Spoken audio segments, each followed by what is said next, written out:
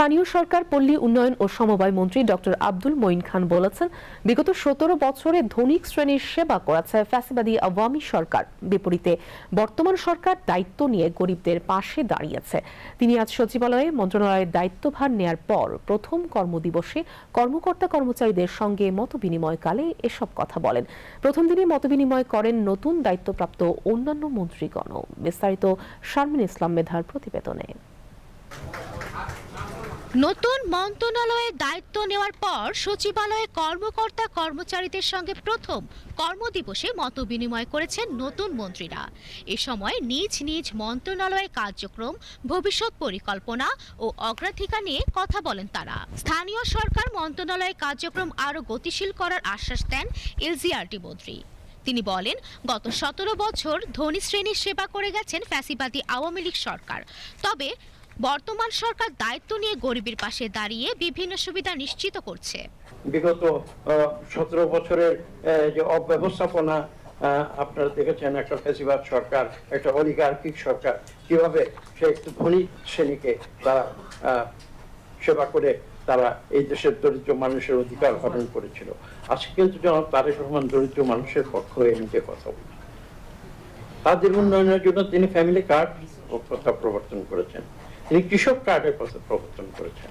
আমার মূল যে কার্যক্রম, সেটা কিন্তু আমার সেবাটা যাতে দরিদ্র মানুষের প্রয়োজনটা আমি মেটাতে পারি, সেদিকে কিন্তু আমি সবসময় দৃষ্টি নিবদ্ধ করে সরকারের পক্ষ থেকে কাজ করেছি। অতীতে বেসামরিক বিমান পরিবহন ও পর্যটন মন্ত্রী জানান, বিমানের খাবার মান উন্নয়ন এবং মধ্যপ্রাচ্যের দেশগুলোর সঙ্গে বিমান যোগাযোগ বাড়ানোর উদ্যোগের কথা।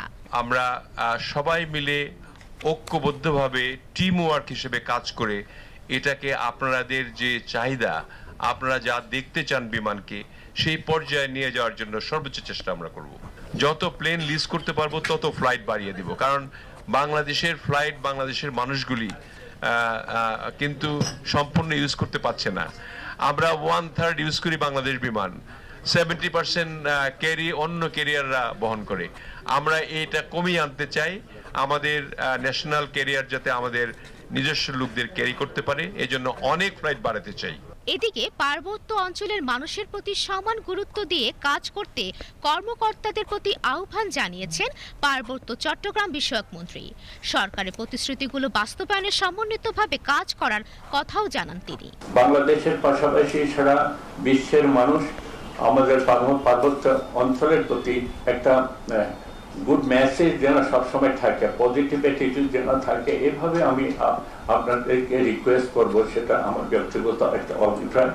এই জন্য পিস শব্দ অত্যন্ত পবিত্র শব্দ, এবং পিস শব্দের জন্য যে সমস্ত কম্পোনেন্টস আমি বলেছি, আনটিল আছে এই সমস্ত কম্পোনেন্ট যদি এক এবং অভিন্ন মিশন ভিশনে থাকে, তাহলে এটা সম্ভব। অন্যদিকে নতুন দায়িত্ব গ্রহণের পর খাদ্যমন্ত্রী আফরোজা খানম সততা ও নিষ্ঠার সাথে দায়িত্ব পালনের আশ্বাস দেন। আমি আমার সততা এবং আদর্শ নিয়ে আমি মন্ত্রণালয়ের দায়িত্ব পালন করব। বিগত ট্যুরিজমের দায়িত্বে ছিলাম, সেখানে আমি যতক্ষণ ছিলাম আমি আমার সমস্ত চেষ্টা, আমার মেধা দিয়ে কাজ করে যাওয়ার চেষ্টা করেছি। আর এখন যে মন্ত্রণালয় এসেছে, এটা অনেক গুরুত্বপূর্ণ মন্ত্রণালয়, কারণ খাদ্য মানুষের মৌলিক চাহিদা। আমরা সবাই মিলে এই খাদ্য মন্ত্রণালয়ের যে দায়িত্বগুলি, সেটি সঠিকভাবে পালন করার চেষ্টা করব। কাজী শারমিন ইসলাম মেধা, বিটিভি নিউজ, ঢাকা।